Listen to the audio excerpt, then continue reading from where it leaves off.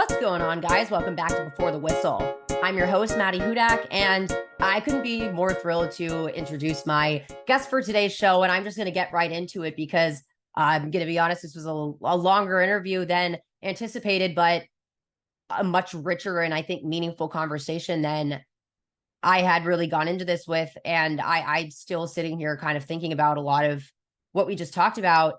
The one and only Ross Jackson, who covers the Saints both for the Locked On Podcast Network on Locked On Saints 5 days a week at that, which, when I talk about what do I do 2 days a week on this show, I truly am in awe of him in his ability to produce content and really connect with his fans in a way that I think transcends sports. But, I always joke, and I joke in this episode with him about how he seems kind of like this cult hero a lot of the time at training camp, but he just takes so much care, again, to not only help people learn and how to best communicate with them, but how to really build that meaningful connection. And I think that's where our conversation really got to the heart of. And it's really what I want to get to the heart of this podcast, that this is really all about human beings and relationships in this industry. And as two people that kind of started on this path, it's somewhat of a parallel journey, going to training camp and OTAs together for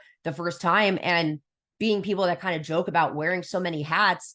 He's also someone that I very much look up to as a new podcaster in trying to think of, again, how to come up with something valuable in a podcast format, but also in a way that connects both in a video and audio format. And I also wouldn't have gotten my start in writing with Canal Street Chronicles if not for Ross really reaching out and starting that relationship with me there. And so I had known him as a writer first, but he is so natural to me as a podcaster. And again, as someone I genuinely look to for how I want to set up this show. And it piqued my curiosity for kind of what was the chicken or the egg there. Was he a writer first or a podcaster first, and how his journey got to where it is today? I actually started off writing first, and it's kind of this weird story, but a guy who has become a dear friend of mine, Tyler McClatchy, he started up a Saints blog, just like a fan blog, back in 2017, 2018. No, yeah, it would have been 2017. It would have been back 2017. And it was just this, it was called All Saints Considered until NPR got mad at us for the name All Saints Considered, and then told us we had to change it. So we changed it to Section 600 because anytime that we would go to games, we were in the upper bowl, any of us. I like that. Also, what was NPR's beef, just as a side note? Because they had a show called All Things Considered or whatever. They apparently had like a copyright, whatever, trademark, whatever, on All Blank Considered just as a format. That's wild. I have enough experience with entertainment law to know that it was complete bullcrap. But yeah, I have enough. I took enough IP classes to know that right. Is literally I don't know if it's an idiom. That's probably not the right phrase, but not to get on this rabbit hole. No, I was good, just curious, like what NPR had going on there. Yeah. But it's what companies do. They send out a cease and desist to the smaller people. Yeah. The smaller people go, oh no, it's going to cost us a lot of money to fight this, and then they just change the name, and that's what we did. I like Section 600 though. I was all about it. And so so we ended up making that adjustment eventually. And so I was writing there, and then 4 of us had started a podcast. And that includes like Alex Solis, who's over at Canal Street Chronicles. Good friend V as well was a part of it as well, Vernon. And so the 4 of us got together and just started doing the show. Maybe about 2 or 3 months into the website's existence. And so that was really my first sort of foray into podcasting. And it was a ton of fun. It was 4 people. So the episodes were like an hour long, an hour, 20 minutes long, all that. And then over time, we started to feel like, hey, it would be great to keep the feed a little bit more populated. And so in addition to our sort of, group show, I broke off and started doing a solo show called Single High Safety. And so when I started doing that show, it was a little bit more like X's and O's, 15, 20 minutes, quick breakdowns of basically just my goal was, how do I make somebody who comes in at 0000 on the recording and leaves at 15 minutes and 26 seconds smarter than when they arrived? What can I do to help make that happen? And so that became the goal of that podcast. And then in the midst of that, me doing that, David Locke, the president and CEO of Locked On, found me somehow and sent me an email and said, hey, would you be willing to do that over here, but 5 days a week? You can keep doing what you're doing over at your other site, but we would love to have you to do that. So after actually really it was a couple month long process, I ended up jumping on to Locked On Saints, and I've been with Locked On Saints since. By the time that he had found me, we were getting into the 2018 draft for the Saints, and then so one of my first episodes was Marcus Davenport, and so so Locked On Saints preceded my writing over at Sports Illustrated's Fan Nation for Saints News Network, but writing as a whole preceded podcasting, if that makes sense. Gotcha. And you brought it up, but 5 days a week, I sit here, and especially at this time of year, coming up with something interesting to say twice a week for me is somewhat of a challenge. But how do you kind of approach an entire week's worth of content? And being that you also write, what do you kind of do to differentiate what is, I guess, best for a podcast type format? Yeah. And what do you try to focus on in your writing coverage?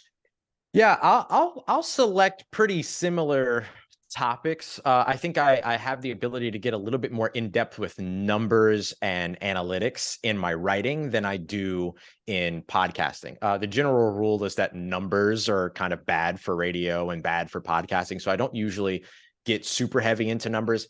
And when I do, I make sure that there's an overall sort of contextual understanding of what we're about to do with the numbers and then what we just did with the numbers, so that even if the numbers, if somebody gets lost in hearing the numbers, they still get the point, right? Oh, because he said at the beginning that this was a good thing, so I know that this means good things. And he also reminded me at the end that this is a good thing, so I know that it means good things, or the other way around. And so really, like, that's my biggest differentiator, is that the amount of depth that I can go into in writing is a little bit more free, because the comprehension of numbers in particular, which is such a big part of talking about football, are the numbers, or different collections of numbers and letters and things like that. So I can be a little bit more free in that. With podcasting, I have to take all of that stuff, and instead of really just running down the list of stats, I need to kind of tell you what those stats mean, and then use those stats as context and example, so that no matter what, you get the main point, and that's handed to you first. And then it's like, okay, here's kind of the supporting evidence and criteria, but the bottom line is this thing. So it's a lot of like, here's what we're going to do it, tell you that we just did it, and then get ready to do it all over again. And so that becomes the format. And so it's just about understanding sort of how to deliver information over a different medium. When it comes to putting together the topics, really, I do the show that people want. I don't do the show that is solely based upon what I want to talk about or what I think is interesting.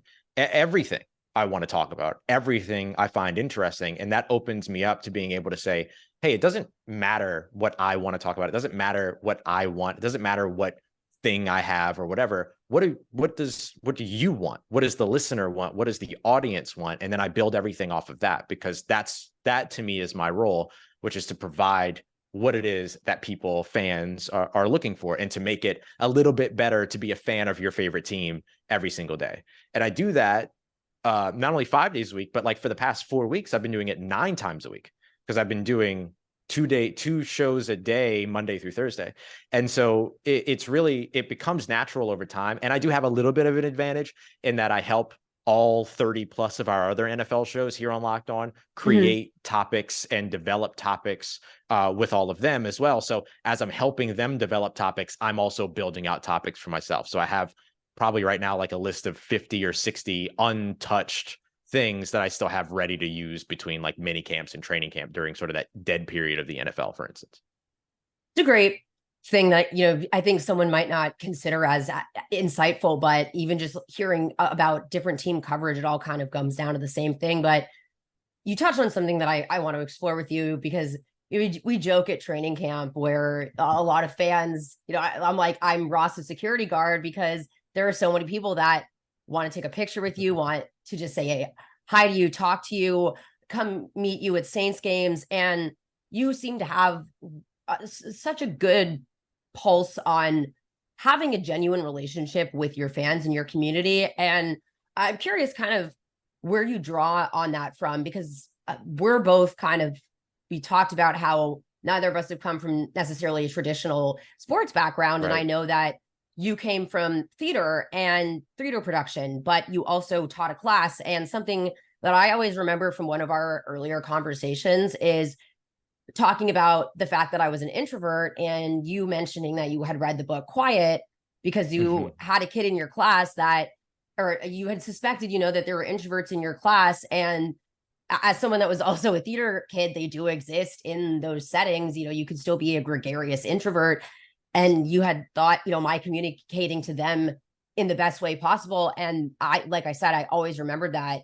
And I was like, wow, this is someone that really cares about the art of teaching, for lack of a better way to put it. But I think you do that really to enhance fan experience. And is that something that you draw on from your theater experience, or where has that come from for you? It's life experience, really, is really what it is. I mean, by all intents and purposes, the fact that I'm sitting here talking to you at 33 years old is kind of unlikely. Like, everything about my life says I should have just been a statistic somewhere. And so because of that, and because I made it away from that, and that comes from like being born and raised in not the worst neighborhood, but not the best neighborhood, brain tumor, Hurricane Katrina, like all these other things. Like I'm supposed to just be a statistic somewhere. I'm supposed to be a part of this percentage that this thing happens to.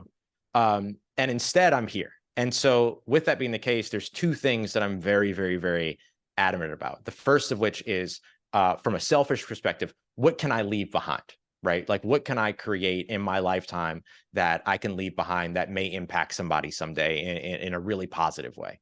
And so this is kind of my art. This is what it is. And so the two things that I feel like I have to leave behind are memories, and then this content that I'm creating and everything. And the memories is a part of that, like why I took the time to read the book Quiet and go through and say, all right, how do I adjust my communication skills to tailor to each individual student that I was working with in those classes, so that they walk away with something of benefit, as opposed to just yet another example of entering a school system that isn't built for you, that doesn't support you, and then you leave confused, upset, and feeling like you can't achieve anything. I want the exact opposite of that. So that's the first piece. The second piece, that not only am I concerned with what I leave behind, I'm concerned about what I give back to the city of New Orleans and the state of Louisiana. This is my home. I was born and raised here. I am New Orleans. New Orleans is me. The people of New Orleans that are fans of this team are people that love the same thing that I love, that love the game of football, that love the city of New Orleans. And so this is my opportunity to be able to represent and say, hey, here's, I brand myself with it. It's literally on my body. You know what I mean? And so, like, it is so important to me having that connection to this community, because this community has lifted me up time and time and time again throughout my entire life. Even when I wasn't here, like when you and I met, I was living in Los Angeles, and the city of New Orleans still from there lifted me up. So what can I do to provide something that displays my thanks for that, and hopefully in my own way lift my city up as well? So those two things are really important to me. So anytime that somebody takes the time to say hi, anytime that somebody that I earn 30 minutes of somebody's day, I'm grateful for that. And so I'll always take the time. I was literally, like, as we were coming from here, it's so funny. I was walking from, a nearby coffee shop back to the apartment, and somebody was coming across the street, and they stopped, honked their horn, rolled the window down, and they were like, "Hey, Ross." And like, I'm going to say hi, like, you know what I mean? And so I'm always down for that. I say it at the end of every episode. If you see me, say hi. And I mean that from the bottom of my heart, because without these people, I wouldn't be here. I wouldn't be one of them. And so, so those are things that are really important to me. And so I try to cater everything that I do, not to my own benefit, but to the benefit of those that I care about, and to the benefit of the city that I love and the people that are a part of that community. And so it makes it super, super easy for me to come in and say, all right, what do you want today? And how do I deliver that to you with my best ability? I love that so much. That was such a rich answer. I think that a lot of people just, the art of communication is something so important. I just think even of my time in jury consulting, where that was the whole point of, you could have the best legal argument in the world, but if you're not presenting it in a way that a human being will understand and relate and invoke the right emotions from, then it doesn't matter. But Yeah. That kind of reminded me of just how we've almost kind of been on the same surreal timeline together through all this. Because Yeah. when you mentioned that, I just thought about when I was at a Tulane basketball game, and I had gone over to see Steve Barrios, who is the color analyst and now the name of the radio booth that we're in, and the section that he always sits in. And some guy came over to us with a football that he had signed by the whole team and asked us if we would sign it for him. And we were both like, kind of afterwards, just laughing, thinking, especially again, just the success that Tulane's had, but just kind of, what is happening here. And we both had our first season of covering the Saints at training camp together. And you still lived in Los Angeles at the time, but when you flew out here, and it was the final season of Sean Payton and the quarterback competition that we all simply bonded through together, I think, as a media group. But it's kind of built on that every season for you. How is that felt, just having that build year upon year, going to games and traveling with them, to now going to OTAs again, both of us for the first time? And how have you kind of, built your coverage and career through these last 3 seasons? Yeah, I think I'm very excited about the trajectory that both you and I have had, because I think that without anyone really knowing, I think it kind of, I mean, I'll speak for myself here, but I think that it helped. It helped that we got to go to the practices, but weren't able to be in the press conferences at first. And so then I still got to sit back, watch, and learn. Yes. And then it went from that to just covering home games. And then it went from that to, okay, now we're in the pressers. And then it went from that to, all right, I'm going on the road and I'm doing the road games. And then now we're back for OTAs and we're doing everything.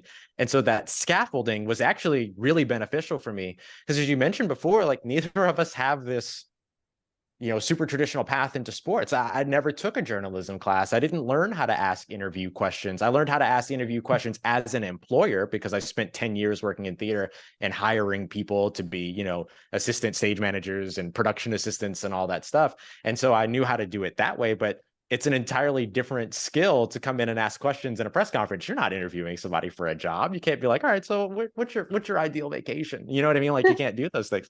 And so, so it was actually really nice to kind of have that build up to what is now full, access to the team and to the players, and being in the locker room and doing all these other things. And so I think that that's been a big part of it. But I think the thing that I always try to balance is a sense of belonging, that I've worked hard enough and that I do belong where I am, but also a sense of gratitude for where I am.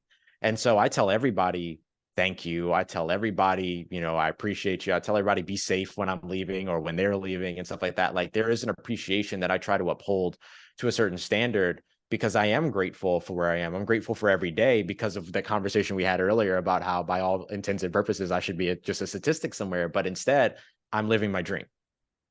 And so the way that sort of the build has been for me was actually really nice, going from writing into podcasting, doing that for smaller publications, and then moving into more major publications, and then moving up more and more and stuff like that, to a place now to where I feel very, very comfortable with what it is that I'm doing. Locked On is a whole other stratosphere from where I started.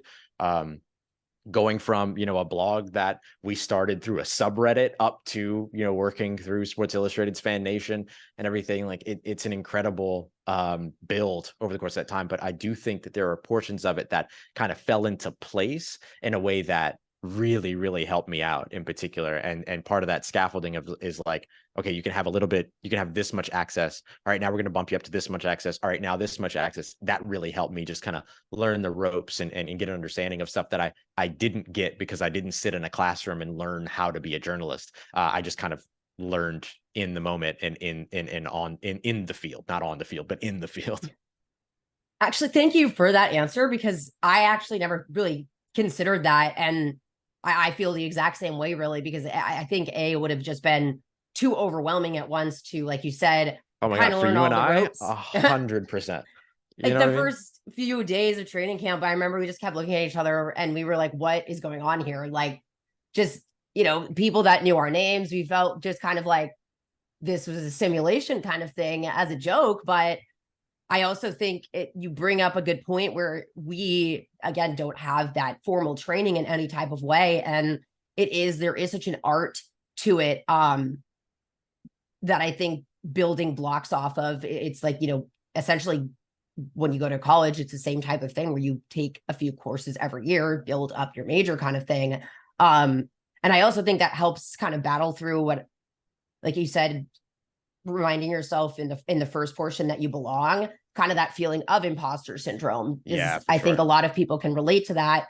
And also hearing people that, again, I think it's safe to say that you're very successful in what you do, say that they still struggle with that at times, I think is really helpful, because just as, again, a connection thing with people, it's definitely something to kind of battle. And for me, I'm still really getting over that in asking questions in the press conferences, because I also am trying to, like you said, figure that out. I'm I think a few years behind you, at least, in kind of doing this job for a living. And I also, I think Tulane was kind of a helpful accelerator for that. For sure. But I also, it almost makes it somewhat of a challenge for me, because I have so much access there that, what can I ask in this type of setting that isn't, crossing the line of what would be considered team only information. So I've kind of taken these last couple,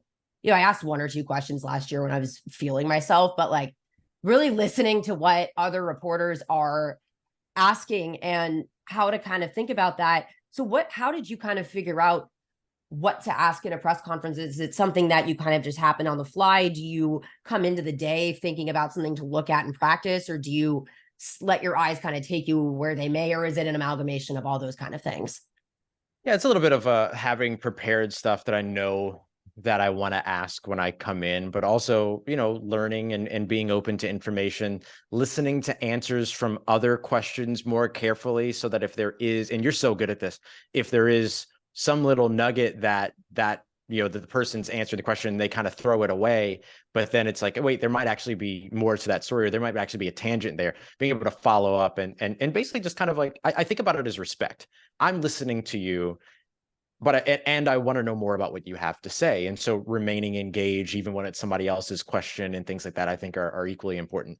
The other thing that I'll highlight too, and I'll use a couple of names here, but you mentioned people coming up to us and stuff like that during our first training camp. Like that moment when like Mike Triplett, who is like one of the nicest dudes in the entire world, walks up to us during training camp and introduces himself to us. And we're like, yeah, dude, we know who you are. But the just sort of like the graciousness of that is representative of the environment of the entire New Orleans Saints beat. Absolutely. It's so remarkable. And, we hang out with people that cover the Tampa Bay Buccaneers and the Washington Commanders and the Atlanta Falcons and stuff like Mobile and all this other stuff when we get to see everybody. And we kind of talk about, what it is that we kind of do with other, Saints media members and everything. And they're like, wait, you guys actually talk to each other like away from the facility? Yeah. And we hang out with them downtown and in Mobile at that. That's right. Yeah. We take them out and like, we're all together and everything. And people are astonished by that. And I think that it just goes to show how special, and again, like this is the city of New Orleans. Like the city of New Orleans is special, and our media corps reflects that. Our the teams that we cover reflect that. And so I think about a lot of the sentiment that I share about imposter syndrome, I've heard from people who have been doing this for 3-4 times as long as I have, that still deal with that and kind of go about that today. And so like all of those people who are colleagues and who are friends are also people that we get the opportunity to learn from. When I used to when I was coming out of undergrad, and I had done a theater arts degree at the University of Arkansas at Little Rock, and I was debating, do I go directly into the workforce or do I go to grad school? And I made the decision to go to grad school because I had a really good opportunity to get out to California and be able to kind of like be where it all happens and all these other things. And that was a good choice for me. But I took the entirely different approach going into sports. So I was like, I'm just going to go to work. I'm just going to see how it goes and and what happens.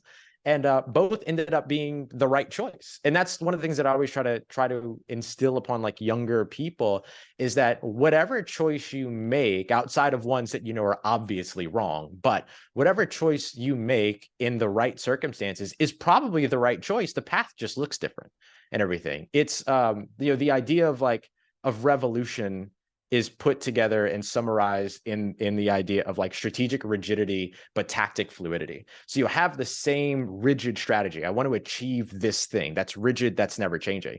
But the tactics you take along the way and the paths you take along the way are fluid. And so you want to have sort of a nice balance of in-game, in-goal rigidity, but in the moment fluidity. And so being able to have that and watch other people do the same thing and all, like it's such an incredible and humble collection of people that allow you to kind of stay in that same way and know that, okay, this week I might go this way, but this week I might go this way, but the end goal is going to be the same and I'm going to get there. And having people that are willing to support you around that, such as yourself and others that are around us here in New Orleans, is massively important for that, because when I don't have the confidence, I know someone else does. And that gives me what I need to be able to go and hopefully, achieve that strategy, that main thing that I'm being rigid about, that I want to do.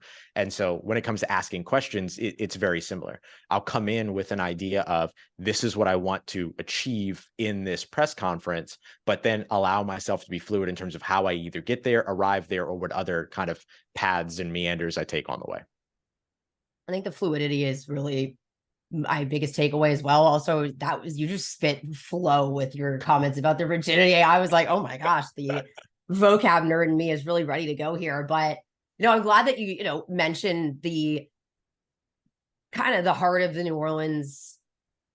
city of New Orleans, and the way that people are here really embodying it in the media group, because I think you couldn't be more correct about that. I wouldn't have made it through my first season of training camp if it wasn't for how open everyone was there. And even just, Amy just, Yeah, I that's didn't bring exactly what I was thinking about. I didn't show up with anything more than one Dasani, and she brought a whole Gatorade cooler, and I would have actually gotten heat poisoning, I think, and third degree burns at that point. But just sitting with her in the corner or getting a little, overstimulated. And also, quite frankly, I talk a lot about how I took the Scouting Academy and how much that's helped me. But to be honest with you, I had no clue what I was supposed to be looking at, what I should have been looking at. Didn't bring binoculars, and she was so helpful to me. But it's everyone. It's I could name everyone, but then I would feel like I forgot someone. And I know it's always so scary, right? Like you don't want to be disrespectful by omission, but I think everyone knows where the love is. You know what I mean? Right. It really is everyone. And you kind of, Kendall Duncan, for example, said this is her first season there. And everyone, is so please ask whatever questions, because it genuinely is, for as kind of overwhelming as it feels to be suddenly standing in the locker room in the Superdome and kind of think like, how did I get here kind of thing. But when the people are genuinely so welcoming, and it's majority beat writers. And that's kind of a question that I want to ask you as well, because just to go kind of back to what you had said about what you look at in a podcast versus what you write about. And you mentioned that, you use a lot more numbers and the analytics in your writing. And, I know both of us, we watch film that kind of lean more into the analytics side. And especially before you have, access to covering the Saints on a credentialed basis, pretty impossible to do any other type of coverage unless it's kind of opinionated thing. But you had seen a tweet where you'd said that someone had referred to you as a beat writer for the first time. And I think it's safe to say that there might not be necessarily, I don't know if you consider yourself one or the other, but how have you kind of felt about that relationship and what you think to call yourself as someone who covers the team? Yeah, it's funny how, I think like it was a tweet, you know what I mean? Like it wasn't something that maybe would come off as a big deal to other people, but seeing myself referred to in that way, and specifically by somebody that employs beat writers, right? Like has the right to call me a beat reporter or a beat writer. And like when that person says, it was Kyle Mosley, when that person says it, then it is it's fact at that point. You know what I mean? And so like that was entirely kind of like a new thing for me. I had, you know, readers and listeners and viewers call me a beat reporter, a beat writer, and things like that. And I had always kind of given a little bit of pushback around that to say, I haven't earned that title yet, you know? And the reason why I say that is because it was what we were discussing earlier. And this is kind of my conflicting relationship with the beat writer, beat reporter title for myself, is that there are people that have dedicated 4, 5, 6, 7 years in school to get to that point, that, you know, went from covering, cross country running and golf to get to where they are now, covering an NFL team or a college team or an NBA team, whatever it might be, that kind of did all of these things that I didn't do. And that's not to say that I don't deserve the title, but it's not a title that I felt that I would ever give myself. I needed that title given to me by somebody that employs that position. And so to see that written by Kyle and to see it there, which is basically like a boom, here's your stamp, dude. That was a big deal for me. And so I've always sort of pushed back on the beat writer, beat reporter title. But look, I mean, it's always the goal too. And, and I think even now I probably identify more as a beat reporter than a beat writer, just because, multiple mediums of delivery and content delivery and all these other things, content distribution and all. But it was meaningful. It was really, really meaningful. And I'll tell you, the other person that I'll give some credit to there is Kat Terrell, who's over at ESPN, Catherine Terrell. She has always referred to me as being on the beat. And she probably doesn't even realize how legitimizing that is for me. You know what I mean? To be referred to as somebody that's doing that. But it's true. Like I went to Green Bay for the joint practices. I went to the preseason games. I was on the road with the team. I went to the combine, the Senior Bowl. Could have gone to the draft if I wanted to. I mean, I was at the Super Bowl, covering the Super Bowl a year ago. Like there's all of these little pieces that are like, yeah, no, I am there. But to see other people acknowledge it is remarkably important to me, and just sort of legitimizes it for me. And so that was a big deal. And along with receiving that title comes with a sense of responsibility of like, okay, I have to be that then. Like if that's my job and that's the way that people see me within here, then I have to rise to that occasion. So there's no more excuses. There's no more, I didn't go to journalism school. There's no more, I didn't, I'm still learning, or I'm still figuring out the ropes, and I'm still learning sort of the industry customs and industry standards and things like that. No, like I don't get that excuse anymore. I got to show up and I have to put on. And being able to do it here at home is a remarkable, stress reliever, and what would otherwise cause me a lot of anxiety, as you know.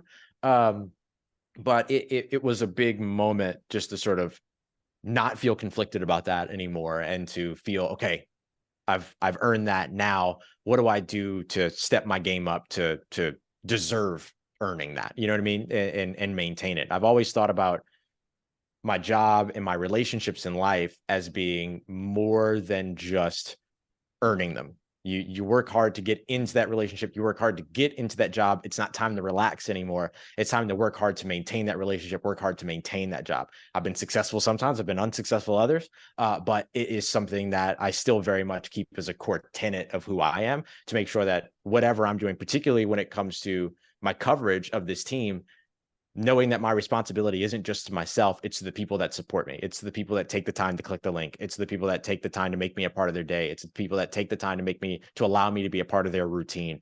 So I have to make sure that I'm showing up for them the way that they show up for me. I think a lot of what you said is, again, just so important for people out there to hear, where you just think about the fact that in Europe, a lot of the time they just do apprenticeships. They don't go to school for a specific thing. And if you really take a step back and look at it, that's essentially what the two of us have kind of done, like you said, building on it year after year. And I think there is a point where, yeah, you do just need to tell yourself to not jump off, not in a bad way, but take the plunge with the parachute on, but that that you have done the work to get to where you are. And I think there is also, again, value in the fact that both of us come from unconventional backgrounds, because you think of, even if it's on a subconscious level, I think working in the entertainment industry, you always have that in mind of, how do I entertain kind of thing? What do people do to engage? Watching, I know, you've met people like Tay Diggs, for example, and just like taking these little tidbits away of like, what to really engage with the community. And I also just think that it does kind of help. And I'm the same way, where I enjoy very much that my job now allows me to sit in my office and not have to do this. Although we joke about this, but you just go into a trance in Mobile on the couch while we're all sitting there like children, like we're at a live taping of a podcast show. And it always just, again, impressed me so much. And so just to watch how, wildly confident you are in just the flip of a switch, just again, to have people know that we still are getting there in our own brains at the end of the day. I think it is just a reminder for a lot of people, because I have a lot of people reach out to me in my DMs asking me, what they could do, that they look up to me. And I sometimes feel ridiculous because I personally don't have a full-time job, but the amount of times that I've actually offered improv up, I don't know if that's something that it's a you big one. Feel really like valuable. And did you take improv classes at any point? It is something that I honestly feel like was probably one of the more formative things to being able to just shoot it on here. You're gonna get one of my secrets. You're gonna get one of my secrets. So no, I did not take improv, but I worked with like Second City and stuff like that as a stage manager. So I got to watch a lot of improv and everything, which was really, really cool. One of my best friends, TJ, who you actually recently met, he has done Second City in Chicago, improv, all this stuff. So I got to watch him go that. So I kind of learned by proxy through him and our conversations and all that. But I'll tell you, the thing that changed my life was I stopped pursuing perfection. And a lot of people are going to hear that and go, wait, but all the sports people say you're supposed to pursue perfection because you'll never achieve perfection and things like that. But I don't like the idea of pursuing something that I'll never achieve. So I don't pursue perfection. And instead, what I use is this old kind of acting grid. And this is probably pretty antiquated in acting, but it is very not antiquated in my life. And it's a journey that you take through 4 steps, which starts at unconscious incompetence and then ends in unconscious competence. So this is about to get a little wordy, so bear with me. Surprise, surprise, I'm wordy. So the idea is that you start at this place of unconscious incompetence. I don't know that I'm bad at something, right? Then you learn that thing exists, and then you enter sort of this place of kind of conscious incompetence. I know that I'm not good at that thing yet, right? So that's a little bit of progress. You now know the thing, the habit, the instrument, whatever it is, but you're not good at it yet.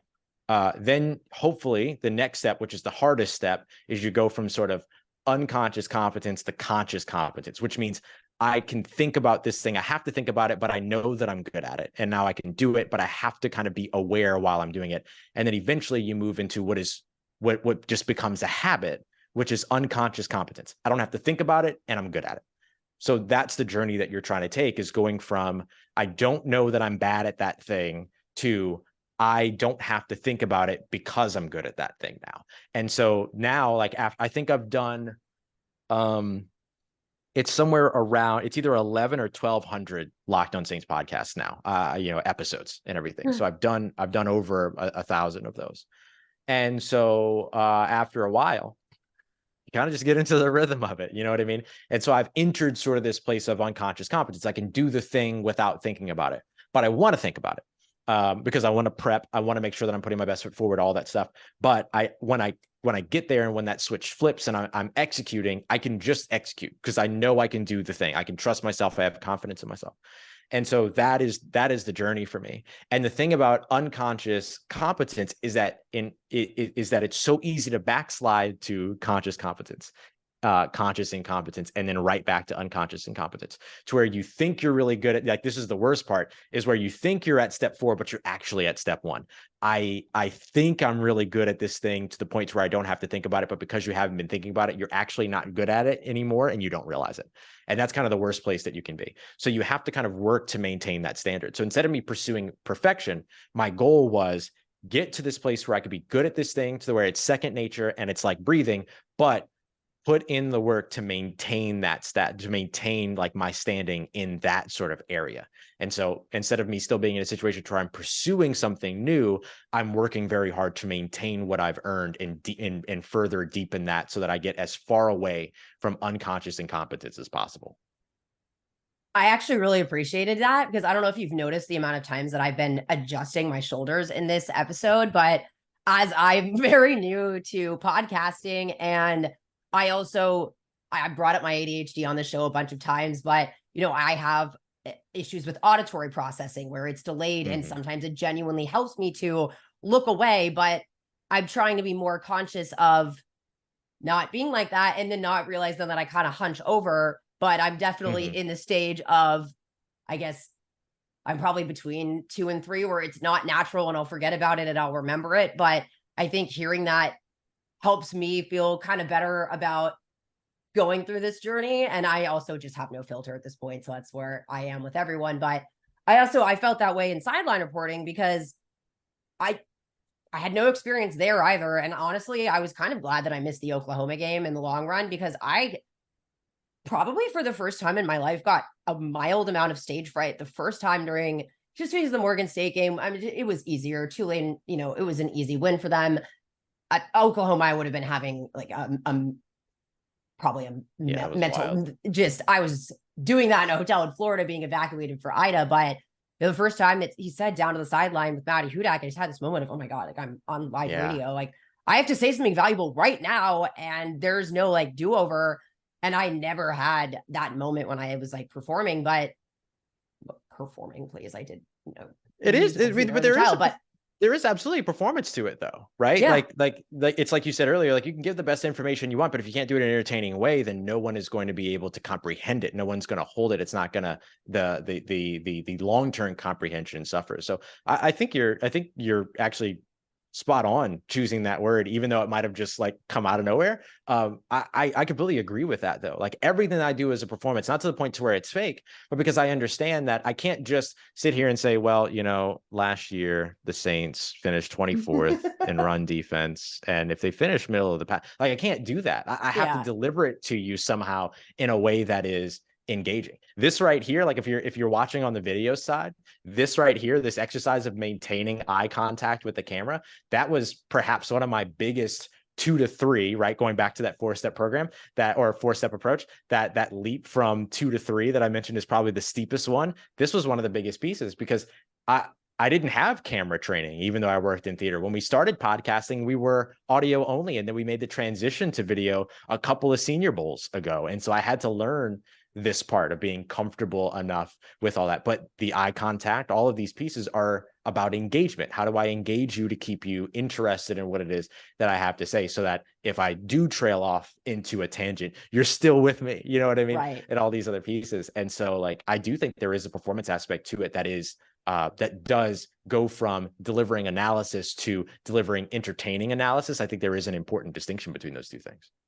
Yeah, that's kind of had what, hello, it's me. That's kind of why I had asked about how, if you drew from that background, because just to bring up an anecdote, the time that I was on Matt Moscona's show and I was beeping with pressing the number 5 repeatedly with my chin, and I just steamrolled through that conversation like I didn't hear it at all. And I heard it the entire time. I was under the impression it was something going on from their end. And I'm so conditioned that that was the only time where I'm like, this might be to a fault, but the show must go on thing, where he was laughing about it afterwards. He's like, you just acted like that was absolutely not going on. Yep. But I'm so, used to, and theater, I think, is its own beast where, I did like acting and I did cold camera reading. I will say that was different for me. At least it was easier to look at that camera, A, because it was huge, and B, because you would memorize something. So looking at the camera was easier, whereas that's where I tend to look off when I'm trying to like think of things to say. But in theater, the music, like Mean Girls, when Caddy Heron or Gretchen Wieners kicks the radio and they start singing, like, to be honest with you, that's a perfect example of what can happen in theater. And, I had to fake fall in High School Musical, and I actually ripped my pants open because I was too good at doing so. And you can't just start freaking out about your pants being ripped on stage. So you just got to roll through it. Ain't no time. Yeah. So I do think, and learning, I guess, how to draw from that in all of the different ways that we do content. It might seem stressful at times, but it is, I think, genuinely rewarding at the end of the day, and makes you kind of feel like, I'm not someone that says things happen for a reason, because I've seen too many things happen that just don't make sense to me. But I think that a lot of things end up coming full circle in your life, and it might just be the way that like might just be circular like that. But Yep. I think back to that stuff. And then what you would set out pursuing perfection, like that really kind of hit different for me because I kind of stepped back and realized that. And you talked about kind of growing up and going through adversity and using and channeling kind of how that means to you in your relationship with people in your reporting. And for me, that's kind of resonates with me and how I approach this industry where I've said it was kind of a Hail Mary after going through a lot of just life trauma and a lot of all of the fact that the majority of it was it was related to my workplace and workplace relationships. And so not only was I jumping careers, I was jumping, I just didn't see what was the light at the end of the tunnel. But when you feel like you have nothing to lose, it almost just allows you to be a lot more yourself from the get-go and lean on the things again that I think we both might have subconsciously not realized got us through the beginnings of this with those types of backgrounds. But I also do think that again, and I'm not someone that tries to glorify trauma because it's not glamorous and I would prefer that no one goes through it. But I think that we're both examples of being able to overcome a lot of things, but how, and not again to be toxically positive about it, but how you can channel things that happen to you because they already have happened to you at this point and really use that to benefit fans. And I think that if you can really get into that level of sports coverage, then you've done more than just justice for the team. I think that you've done justice really for your fans and your connection with them as human beings. And that's paramount to me. That's paramount to me. You know, if for whatever reason the Saints ever looked at me one day and said, "Hey Russ, we're gonna revoke your credentials," you know, or something like that, or you know, they have to cut down on credentials, or there's another, you know, forbid this ever happen, but there's another, you know, COVID situations where we can't be at the facility anymore and things like that. Like my job doesn't change. Like my job is still to be here for the people and everything. And so, you know, there is something about trauma that is unique in terms of that the collectivity of the experience, or the collectiveness, excuse me, of the experience, or collective trauma, if you will. Like, you know, there's a lot of times where, you know, I hear from, you know, not within this market, but, you know, I hear about some of the stuff that happens in other markets and everything like that. And I hear some of the like people being upset about this, that, and the other. And like the thing that's always in the back of my head is like, well, it ain't Katrina, you know what I mean? And so it's just but you know, there are those of us that can think that, and we think that because we're from here, we get it and everything. And so there's like a connective sort of, or a connectivity between we and, you know, the people that, you know, are from, that walk the same streets, that are here, and all of those other things that or are fans of here, or there are people like the you know, the Daniel and Michael that are over in the UK right now doing a podcast about their connection to the city of New Orleans, despite the fact that they're all the way across on the other, you know, across the pond, if you will, and everything. Like there's something special about that. Like like the city has a magnetism and a power that brings everybody in. You know, anyone can be, you know, New Orleanian, you know what I mean? But like there is something special about having the roots and everything. And so the ability to be able to sort of put that on display and then have similar experiences to the people that I'm speaking to and the people that I'm trying to show love to. And that goes across the entire Gulf region. That goes for people who have been displaced. That goes for people who watched it happen. I mean, like there's a connectivity with this city that is so unique across the country and across the world because of all of that. And so like, I understand what you're saying there. It's, you don't want to glorify trauma by any experience, but there is something to where when you do experience it, there are connections to be had and to be made out of it. I mean, if you're not going to get anything from it, you got to get something from having the experience. You know what I mean? Otherwise, you're just being beaten. You know, and I think we as as an existence are against that idea to take something on and not earn something from it, not learn something from it, to have these experiences in vain. I experienced a massive amount. I mean, this an unfortunately incredible amount of racism, for instance, like throughout my life, but also in the theater industry, where it is a hotbed for toxic culture and everything. And so like the idea of being able to escape all that, because I get to ain't nobody calling me the N-word in my own room, okay, unless it's me. And so I don't have to worry about that. You know what I mean? Or looking at me differently, or expecting less from me, or whatever. Like I don't have to deal with that in my own confines. And so I get to come in with a comfort and a sense of confidence and a sense of belonging that I didn't have in those other fields. And my hope is that that rings across the medium to people that are trying to take the information in as well. But all of those things have kind of been, I don't want to say built me into who I am, but certainly laid the foundation upon which my house was built, if nothing else. Yeah, no, I again just couldn't agree more. Just, not to get all deep, but I think the way that sports kind of healed me, if there's any way in which I can go past the realm of sports and again just connect with people and perhaps heal them in some type of way. And I think you touched on such a unique thing here when we talk about Sean Payton retiring, Drew Brees retiring. There's this level of emotion and honestly trauma bonding with the city of New Orleans and the Saints because of Hurricane Katrina. And I've always said, God forbid, that's ever to be replicated, but there really is not something I can think of that exists in the NFL and really any other sport that is as intricately connected to the rebirth of a city like the Saints were. And like you said, you lived here. My mom's from here. I didn't live here, but I came down here 2 months afterwards and saw a lot. And Yeah.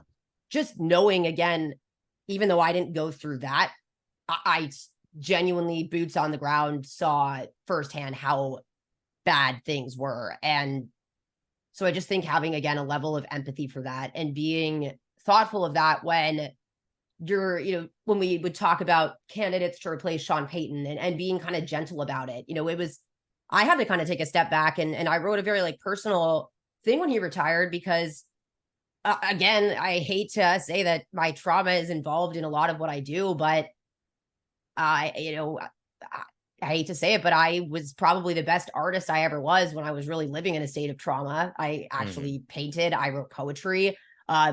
And it's not Yeah, something that I would like to go back to in order to get that skill set from. But right.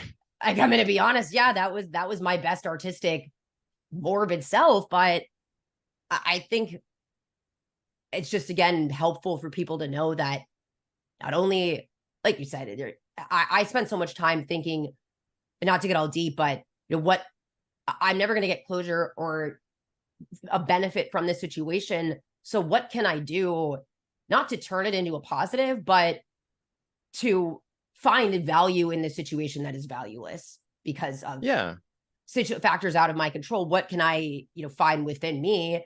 And it took me years, to be honest with you, and a change of scenery and a career change. And quite frankly, the pandemic for everything to kind of just stop.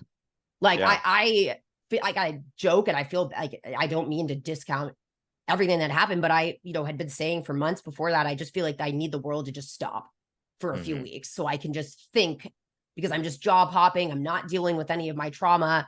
And really, instead, I guess I say that I'm not as creative, but I think I've learned how to channel that creativity into my writing and now podcasting. And, you're someone that I learned from it really in both those mediums. And I think we both are in that same kind of avenue of the more we can be open about ourselves and use that not only to inform about what we're trying to cover, but inform who we are as people. That's really what I think the mission statement is here, for lack of a better phrase. Yeah, no, for sure. You and I getting to take our photos before games and taking photos at the facility and stuff like that. I think, that's something that is special to me. It's something that I cherish because we've been on this, trajectory at the same rate. And we've gotten to do, all of our firsts have been with one another.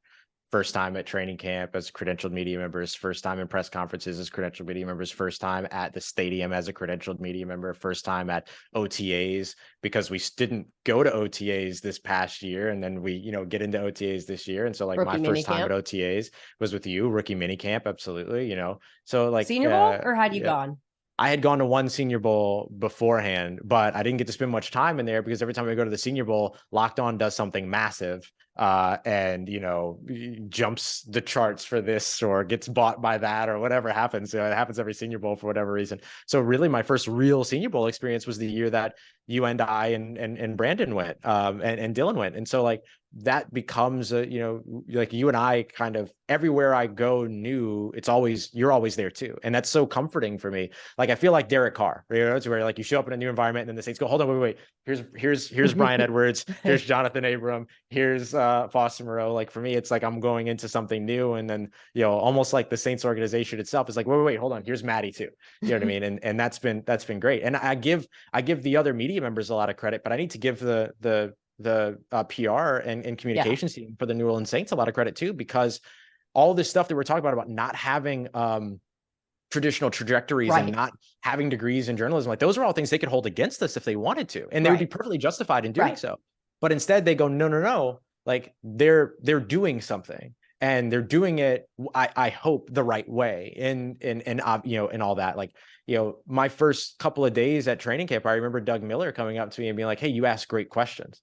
And it's like, oh, okay, good. Now, how do I get better than that? And how do I maintain that standard and everything? Like that unsolicited feedback isn't just about being made to feel good. It's about, okay, what's my standard and how do I either up it or maintain it and everything? And that becomes such a big and important part of that. And so you and I kind of having sort of this trajectory to where we kind of, we move in silence like lasagna, the S in lasagna, but like we, or the G in lasagna. But so like, but we move around like so relative to one another that like I accept that as unsolicited feedback of like, okay, we're doing the right thing, and we've got each other's back and everything. And so like that becomes such a big part of what I think you and I's relationship with others is, and everything. And my hope is always that the love and joy that we have in doing this will be, first of all, constant, but is also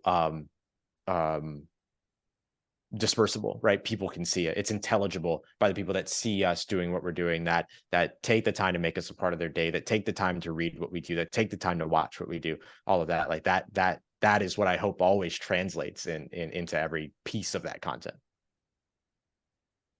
I very much, again, couldn't agree more, where again, it's like we joke about kind of being like barnacles attached to each other, but it is like kind of a comfort blanket. And I think not in a cliquey way, but you can see everyone kind of has their person at the press box, at training camp, where like we're all kind of interconnected, but it has been such, like you said, a comfort blanket. And I think I important, like you said, to credit the Saints, because like you said, we just really like stumbled in here, and we joke about like, what are we doing here? That's the best description ever. Like that's how we feel. And it's, again, still a feeling I'm getting over now that we're kind of in this new period. But again, to that credit, everyone is treated exactly equal and with complete open arms. And it's made what, again, is something I literally never even thought about until the pandemic. Like, it seemed like that would be so intimidating and scary, seemed just so accessible and humanized. And maybe that's just unique to New Orleans. And again, maybe it's a byproduct of the city in which we live, and in the heart of the city really being in the team. And all of that to say, this took, I think, a more personal turn than I had kind of intended with this episode, but I really enjoyed it because I think I learned a lot about you. But I think while we have similar, I guess we both podcast and right now at this point, but for everything that's kind of gone different in our lives, we kind of tell a very similar story. But I think that it's one that resonates with people.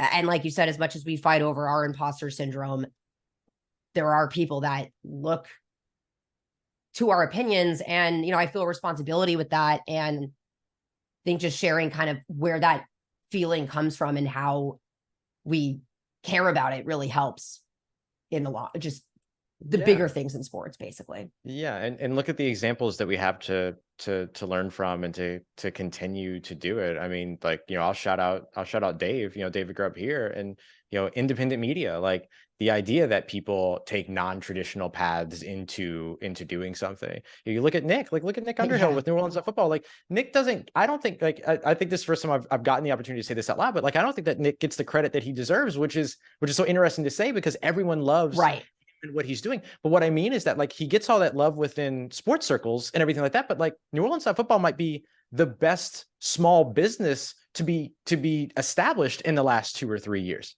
You know what I mean? In terms Yeah. of viability and in terms of the support that other people have come in, the sponsorships, people being willing to sign off and say, yeah, I believe in what you are doing. Like that goes beyond sports. And that's another example of the connection to the community and why that's so important, is that it goes beyond just the football field, the baseball field, the basketball court, the pitch, whatever it might be. It goes beyond all that. And we're in people's homes. We are people's company on a day-to-day basis, like people that take the time to engage and like consume the content that we're creating.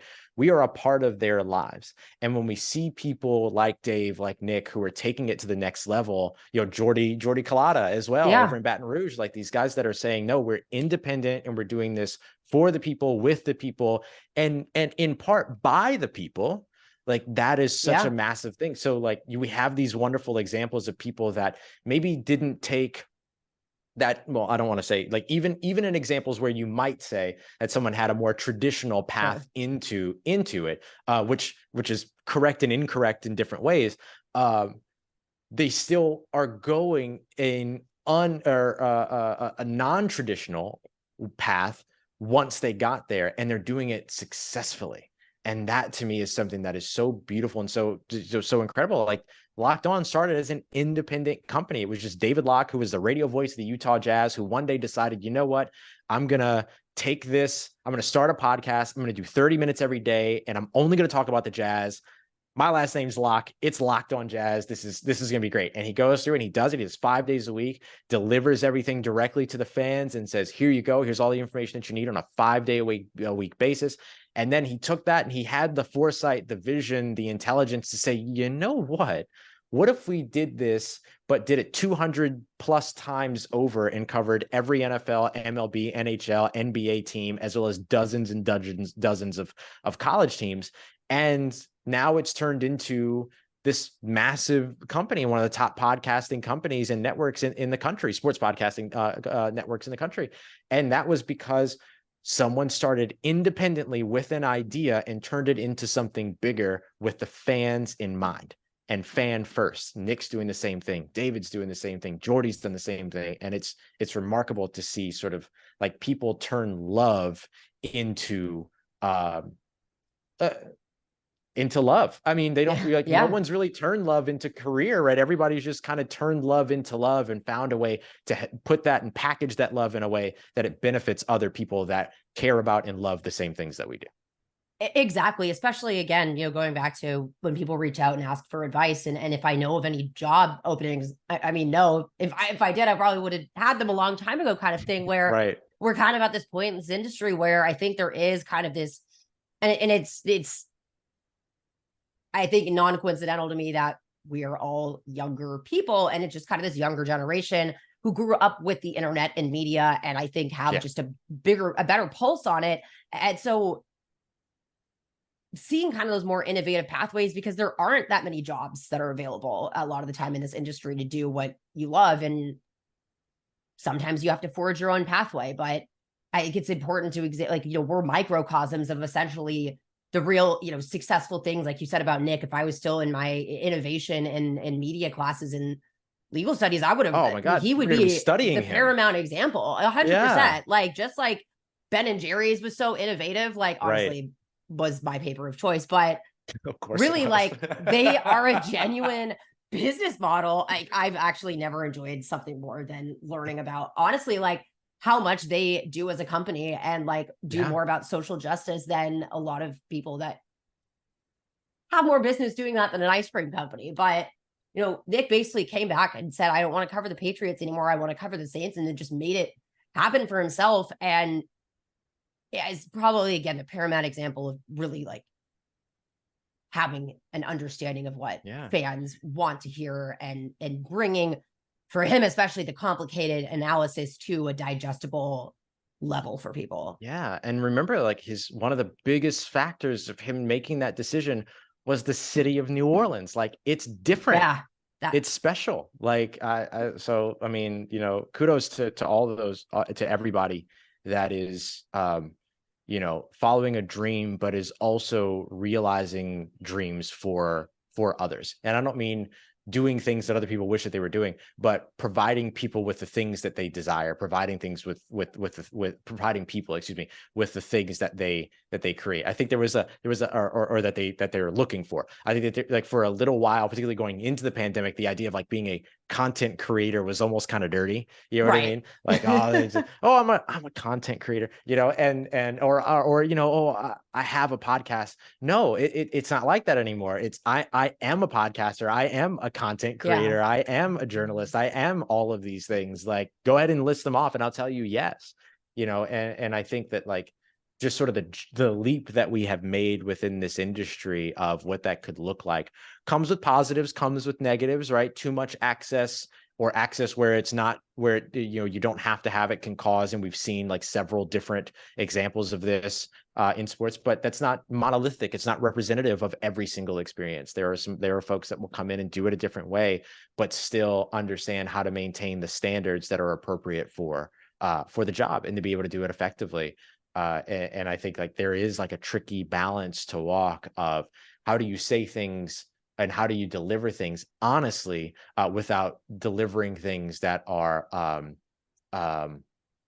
what's the word that I'm looking for? Incendiary, And so just finding sort of these pathways, and to me, that's part of the fun. That's part of the art. Mm-hmm.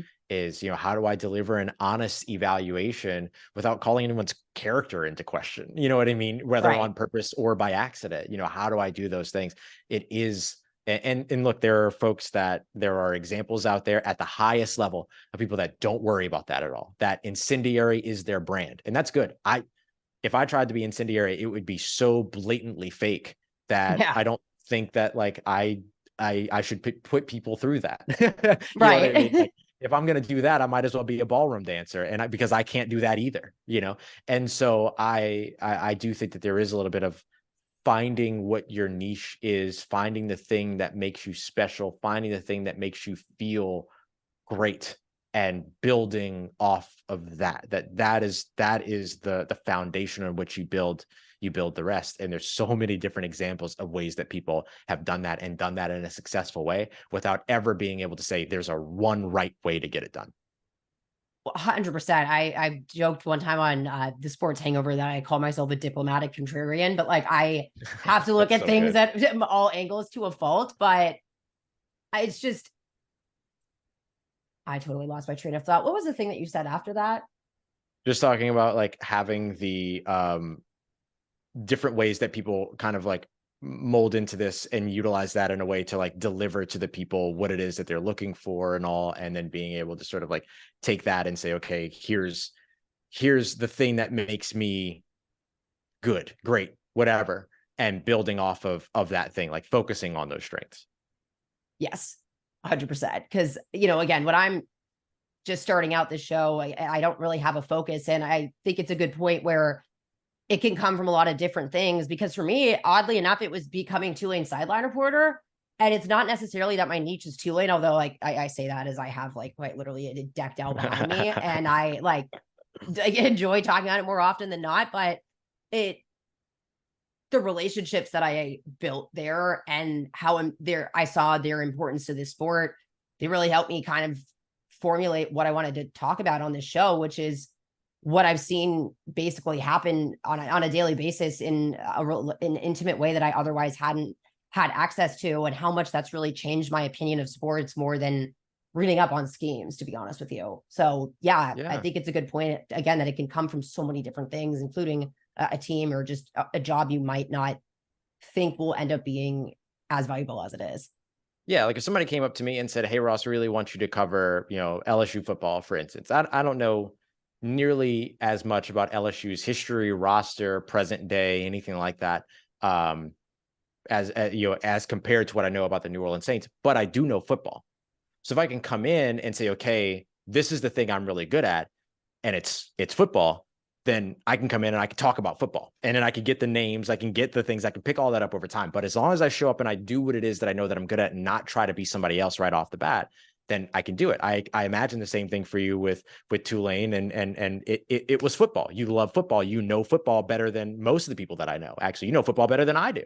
And so when you leap into that and you're like, okay, well, this is what I know, so I'm just going to build off of that, then you're great. But then if somebody comes to me and says, hey, Ross, we want you to cover, I'll do a throwback for you. I want you to cover the New Orleans Baby Cakes, come through and, if that was still a thing, come through and watch some AAA baseball. I would say no, because I don't know nothing about baseball. Like, there's nothing there for me to do unless you're willing to put me into a place where I can maybe take the time to learn something about somebody and then develop pieces that are of personal interest about a human being. That I can do, but you have to give me that. You can't let me write about the game because I don't know anything aside from 9 innings. That's what I know about baseball. You know what I mean?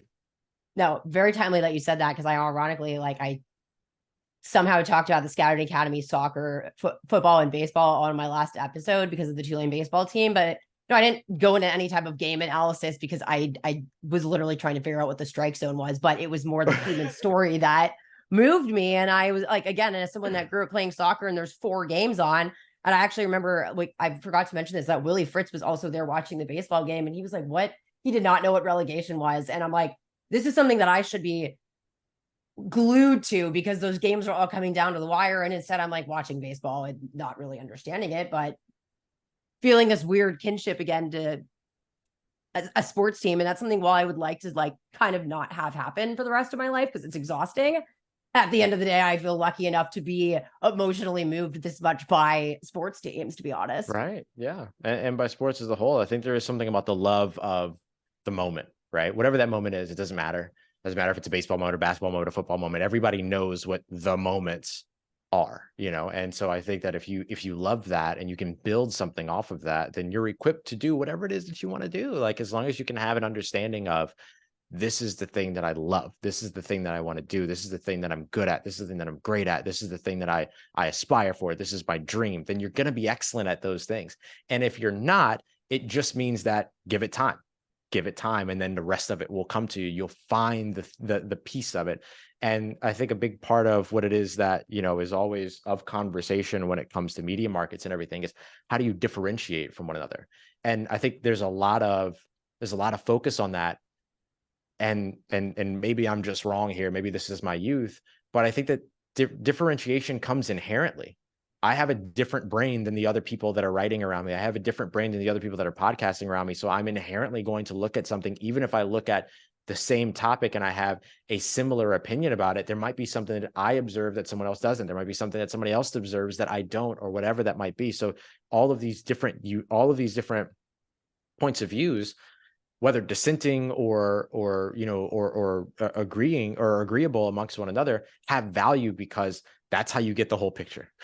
It takes people of I'm going to be careful of how I use this word, because people will turn off immediately when they hear it. But there is something about like the diversity with which people's, the diverse group of minds that observe the same moment will all have different takeaways about that moment, because it might be a little bit more special to this person because of this connection, might be a little bit more special to this person because of this connection, whatever it might be. Those are the things that inherently make us different. And so I try not to focus so much on how do I be different. I focus more on how do I be me, and then generate the expectation that Ross will always be himself, and that's enough for someone to say, this is what I'm here for today.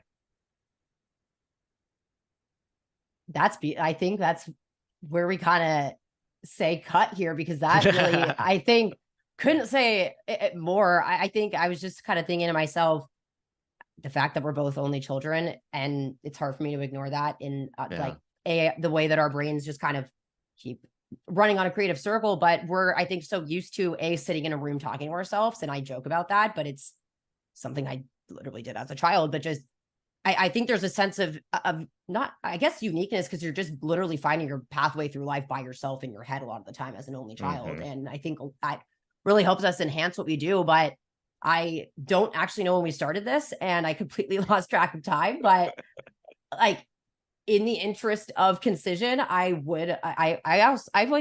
also don't get the idea of like being against repeat guests. Like, obviously you want to have some, but like, there's so many, I want to go over the cap one day, and I don't get it. Yeah, for sure. That's like, but again, this took like, I think a term that it really just resonates with, I think, who we are as people and the relationship that we have both with sports, but with each other. And I'm grateful that that's really what I think is going to shine through here. But all of that being said, please promote yourself. What's coming up for you in the pipeline on your 2-a-week or 2-day, 5-day a week show, writing, all of that? I have actually, it's so funny. I've actually taken to